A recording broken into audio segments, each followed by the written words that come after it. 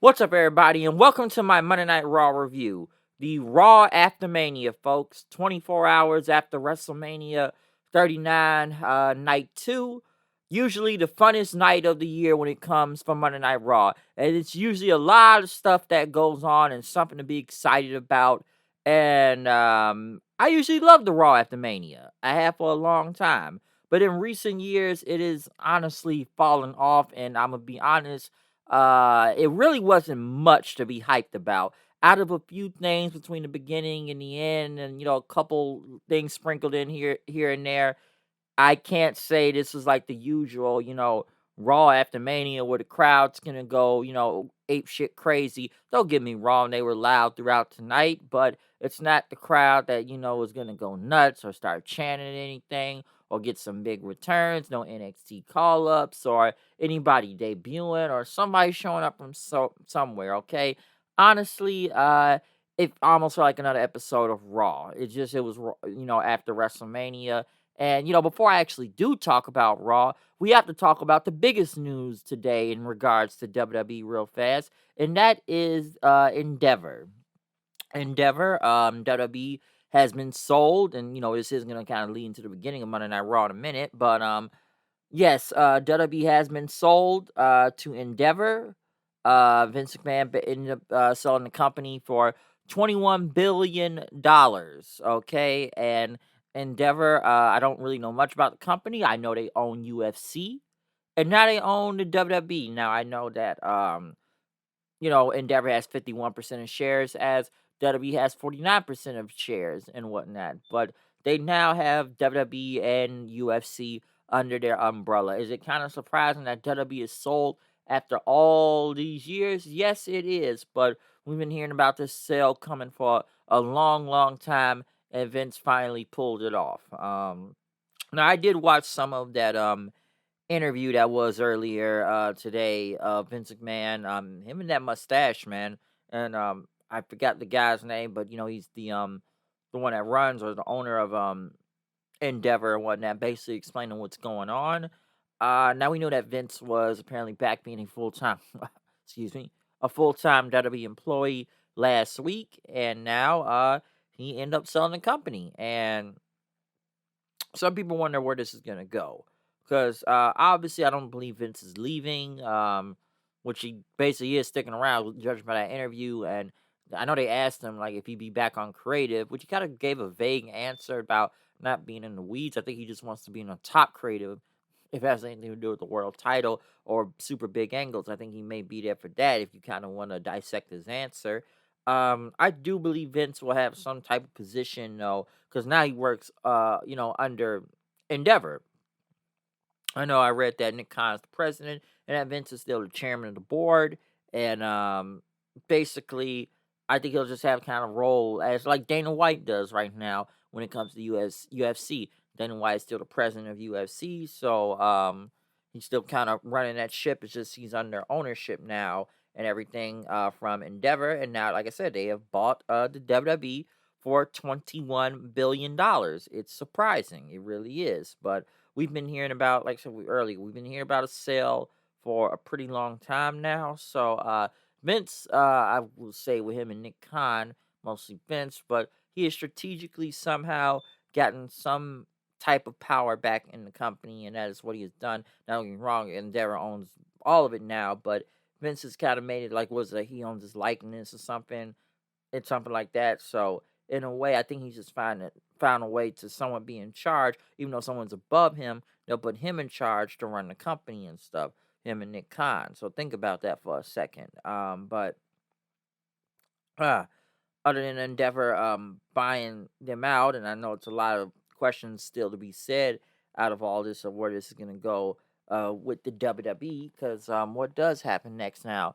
People are already saying it's gonna be some joint show at UFC and WWE. I already hear like Conor McGregor calling out people online and stuff. But we did actually kick off the show with Triple H. Triple H came out, playing to the crowd, hyped up. He's off that high still. WrestleMania was unbelievable. The attendance and stuff. And he thanked everybody, just thanking everybody in the back, the wrestlers, the staff, the crew, everyone here at the Staples Center, even the cameraman Stu, even telling us, hey, say wave Stu. So, he's thanked everybody within the company. But Triple H went on to say, talked about the people behind the scenes that make all this possible. Look at the drawings and the photos and, getting to that stadium for the first time and just thanking all the fans out there all around the world that came here for WrestleMania. There are a lot of people starting to chant Triple H then. And, it's the reason why, we dominate the news. And, it's water cooler talk now. It's been a lot of big stuff going down today. And he made an announcement. He says, I'm assure you that we are not going anywhere, okay? Triple H said, we're here week in, week out, sold out arena, packed stadium all the time. We're packed all the time. But, WWE, this is we are WWE. And like it says in the beginning, then, now, for together forever, he said. So dissecting Triple H's first part of what he said, he's basically saying everything's fine. Yeah, we're under new ownership now. All right, we know Endeavor bought WWE, but he's basically telling everyone everything's fine. Okay, it's all good. We're not going anywhere. We're still gonna be the same like we are every single week on this show. Whether it be whatever Raw, SmackDown, or NXT, or whatever show WWE has that's going on, he made it sure that they're not going anywhere and that they're still going to be here doing their thing under new ownership. So Triple H is trying to ease the tension with everybody asking questions right now, what's going on. And it was a good way to send them out since people are going to listen to him and stuff. So, he's just getting the crowd on the side and hey, everything's going to be fine. We're not going anywhere. So kind of, easing some of what's been going on with the news today.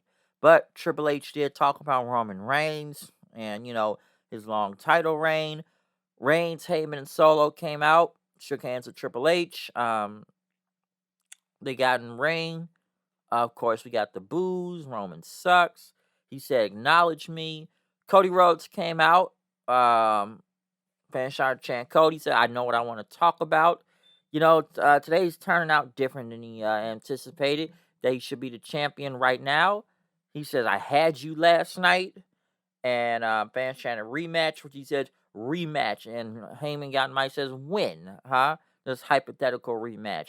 And he said, tonight. But Heyman said, no rematch, not tonight, not in no Puerto Rico, no Backlash, no SummerSlam, no Survivor Series, no Royal Rumble, no Madison Square Garden. You're not getting a rematch at all. All right? And, when you can call the shots on the island of relevancy with Cody says, I'm not in a normal mood. I know how tough Reigns is, so let's do something now, okay? But Heyman says, all right, how about this? We'll do a tag team match, but we have some parameters in it because your partner's got to be someone that wrestled over the weekend at WrestleMania, and whoever agrees, the team will never get a title shot again as long as Reigns is the champion or whatnot. But they asked him, who's your partner?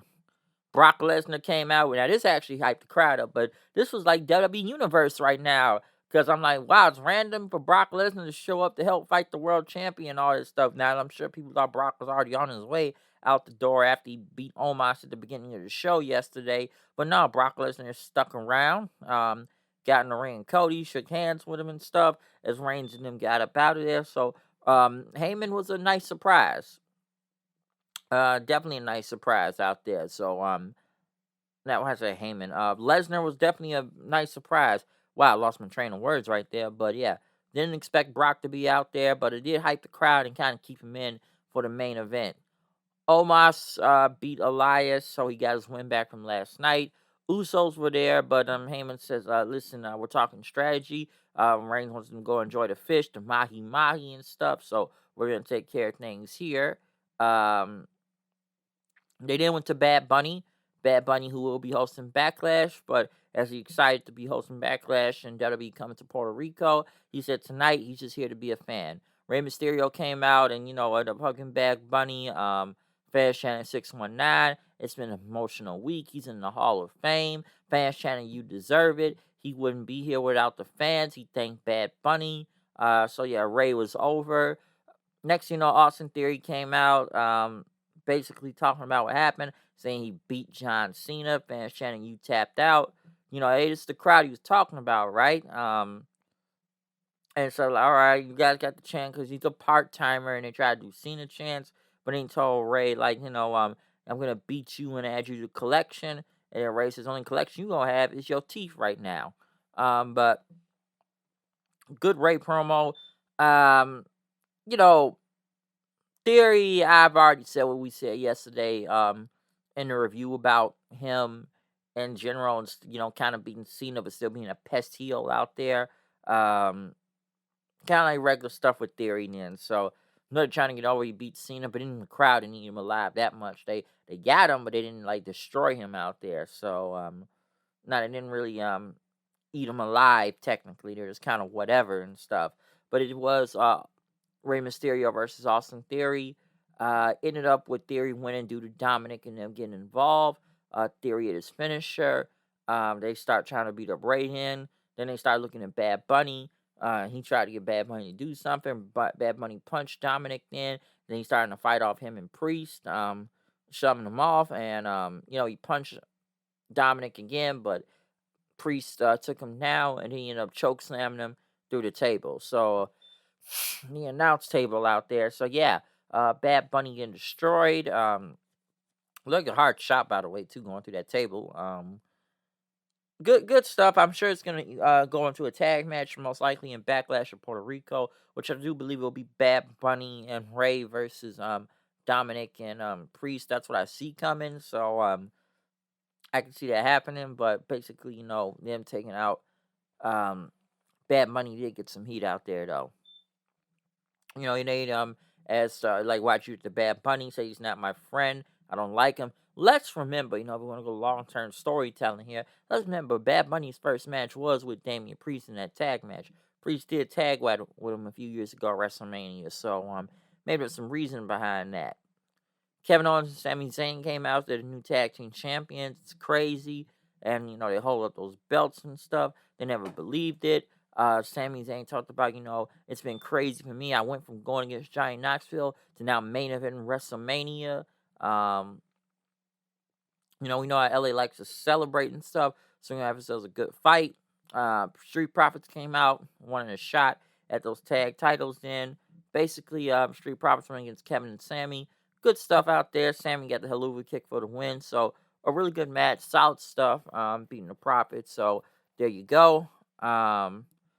Seth Rollins, who's in the back, talking about he beat Logan Paul, who literally, like I said, the Joker himself or whatever he's trying to be at this point, the laughing fish Seth Rollins. He literally came out to the crowd, sang, all the people sang his song, and that was it. He literally stood there for 3 to 5 minutes on TV, and just so everybody could sing him, and nothing happened. He just walked to the back. That's all it was. They sang, they walked to the back. That was it. Nothing. That was literally nothing. Bobby Lashley talked about he can have a match on WrestleMania. Bronson Reed tries to, you could teach me things, everything. So, I could say I could teach a lesson and stuff. Whatever. Reed backed out then. Mustafa Ali said, you gotta be positive, man. You gotta take no for an answer. And Lashley has to do this, I should do that. And he got yes until he got Mustafa Ali killed him. Hurt Lock. Bobby Lashley won. Reigns and crew in the back. Reigns asking him, did you know about Lesnar was here? He says, no, I didn't know he was here. Usually after WrestleMania, he's gone 6 to 9 months and everything. But, no, I didn't know he was here. But Reigns says, well, yeah, we're going to get him. We're going to, do like we do before. You Brock Lesnar all the time. We're going to beat him again. Bianca Belair came out talking about her win, being over here as champion. She's 3-peat Bianca right now. But Rhea Ripley came out, basically said, we gotta see who's the best is. I could have chose you, but I chose Charlotte, and now I can choose to beat you. But Becky said, not Becky, Belair basically went on to say, you're lucky and stuff.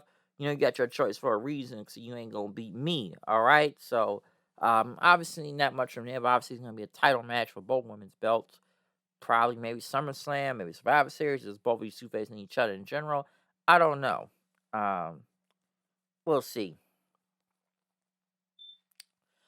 Excuse me. Little choke right there. But yeah, obviously it's probably gonna be a future match with Bianca and Rhea out there, so it'll happen at some point. When, I don't know. What, Raquel Gonzalez and Liv Morgan went against Dakota Kai and Io Shirai, I guess, for a shot at the women's tag titles. I didn't really care that much. Damage Control is just deader than water. Liv and Raquel won, so there you go. Miz, well, I know they had Trish Lita and Becky talking about, you're going to defend those titles next week, so that's what's going to go down. Miz talked about all the surprises he had to face throughout WrestleMania weekend, from Snoop to Pat McAfee to George Kittle and Shane McMahon. Our best wishes to Shane, by the way, with the whole torn quad thing. He says no more surprises. And who do we get? Matt Riddle, folks. Bro! Hey, surprised to see me, bro? Did you miss me? Miz tried to attack him. Riddle took him out, so not much I could say. I know Riddle's been gone for several months. Hopefully Riddle got the help he needed. I know there's been a lot of crazy stories about him for recent months, from whatever, like drug-related shit and what fell on the wellness test and I don't know, porn star girlfriends. I don't know, okay? I just remember reading about some of his stuff. But I heard he was in rehab for a while now, so we'll see what Riddle does now this time. But, hopefully he got his stuff together, and we'll see what goes on from there. Yeah, in the main event, or quote-unquote main event, Roman Reigns and Solo them walk out. Cody's out there. Brock's out there. Do the whole introductions, and what? Brock Lesnar destroys Cody Rhodes. He F5s him. He suplexes him. Roman and crew leave. F5, throwing him over the barricade, into the timekeeper, getting the hammer, ringing the bell several times. F5 through the announce table. Adam Pearce and all like producers and stuff, and refs try to stop it. But Lesnar beat the hell out of Cody. They got steel steps in there. He F5s him on the steel steps. He stands over him and stuff. This fans starting to chant one more time, which he ended up leaving. But then he got a chair in and came back and beating around and stuff. Started beating Cody with him. He hit him in his own head. But, beat him and slammed the chair on his neck down. He beat the hell out of Cody Rhodes, okay? And as he beat him with the chair, he left. Came back out, took his gloves off, and said F you to everybody. So I have no idea where this is going. I guess Cody's doing something until they can get to him for the Mania, SummerSlam. I don't know. But obviously he's not going for the title right now for Cody, all right? I don't know where he's going to do, but now he's in a feud with Brock Lesnar. This is some universe mode shit, like I said before. Definitely universe mode, folks. Definitely universe mode. So I don't know where he goes on from here. Cody, especially Roman. Where does Roman go on from here? Who's his next opponent? I don't know. Maybe SmackDown will have something. But yeah, Raw After Mania didn't really feel like, the usual hyped up show. Listen, I've watched Raw After Mania in the past, and I used to be the most excited that I'd be ready and just go up and nuts throughout the whole show. This time it damn near kind of made me tired now at this point. Until we get to something important. But Raw After Mania is usually the most hyped crowd, which is still a loud crowd, but it's not like they took over and started going batshit crazy out there like usual. They didn't, okay? So no. But yeah, Raw was just a kind of basic Raw outside of a few other stuff that had to do with the Rumble and everything. So yeah, that's all I can really get for this show. Excuse me. But yeah, that's all I can really get out of this show tonight. All right. So yeah, that's Raw, folks. Not the usual hyped up Raw After Mania things out of like Brock turning on Cody and stuff and Riddle being back. I don't know what else really big happening on here. Other than that, everything was just like, show goes as usual. No surprises, all that stuff. So yeah. But other than that, that is my review of Raw, folks. Like I said, I usually like the Raw After Mania, but nothing really happening right here tonight, folks. Not much. Other than that, see y'all there. Peace out.